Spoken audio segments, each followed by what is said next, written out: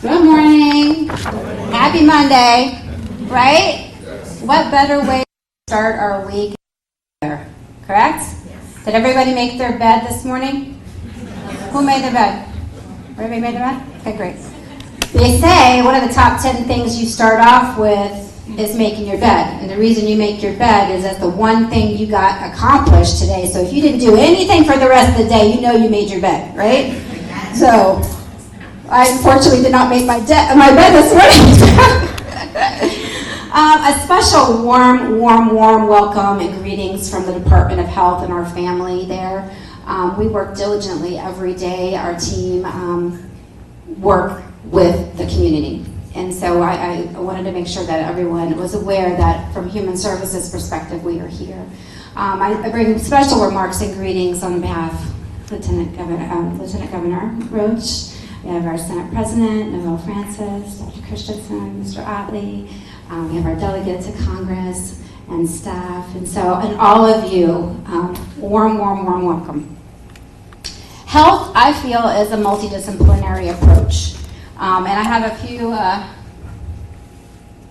kind of skip up. After the hurricane, let me go back one real quick. During my senior staff, when I came in April, May we had our first senior staff.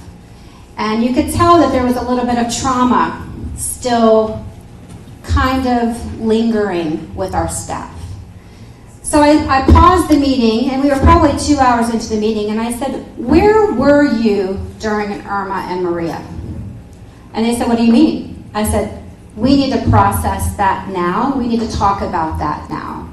So each one of us went around the room to talk about where we were in our experience during Irma and Maria and the aftermath.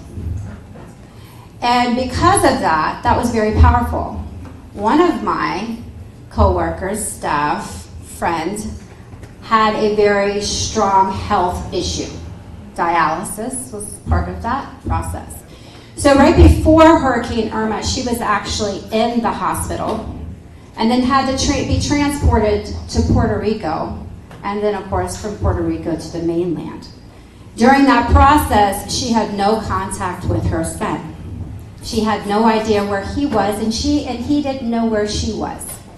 So you look at that part of the process of tracking and the health information exchange system and how we can keep track of one another, especially during a disaster, and how important it is.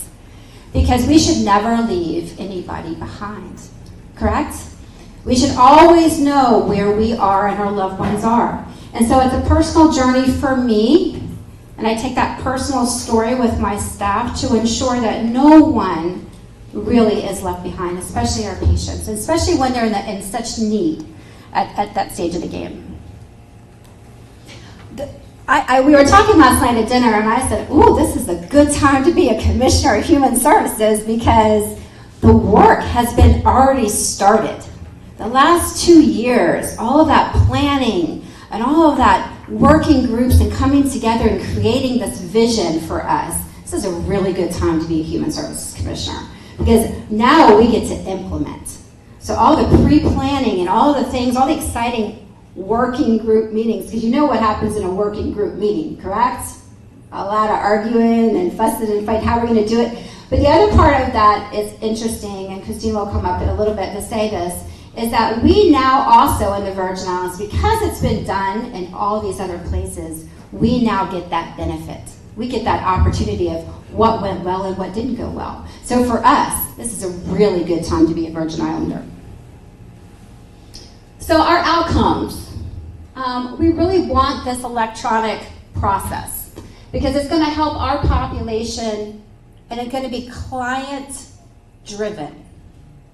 How incredible is that for us? Is that you go to a doctor and you can share that information in real time. That's going to be important for us.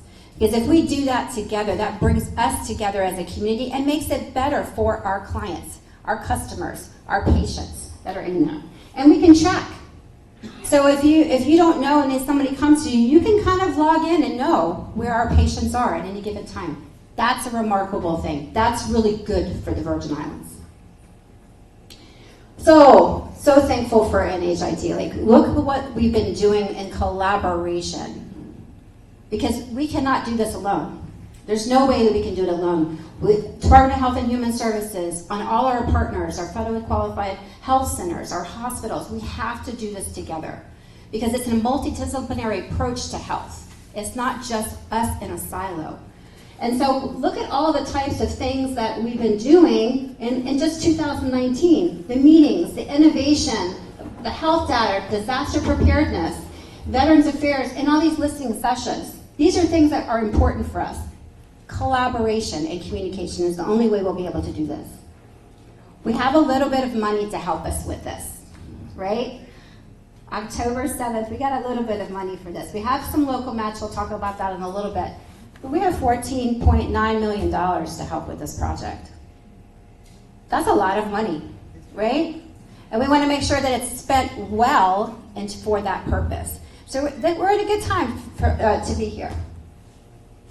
Some of the next steps I wanted to share with you as part of my welcome is that we're going to have that shared governance between Health and Human Services. We are already doing that. I think Commissioner Encarnacion, we probably talk almost every day. Right? Good morning. How are you? Nice to see you. We're going to have an MOU to make sure we get it going. We're also going to do an RFP, and then we're going to launch it over 20 and 21. So we have a couple of years to use the funding. So we'll do this over a series of a couple of years. So we are here, and we're committed, and we can't wait. We're so excited, and we hope that you are excited and bringing that energy with us. So without further ado, I will go on to the next part. And enjoy your day. We'll be here all day. Fun packed. Everybody's taking notes, right? Because we have so much to say.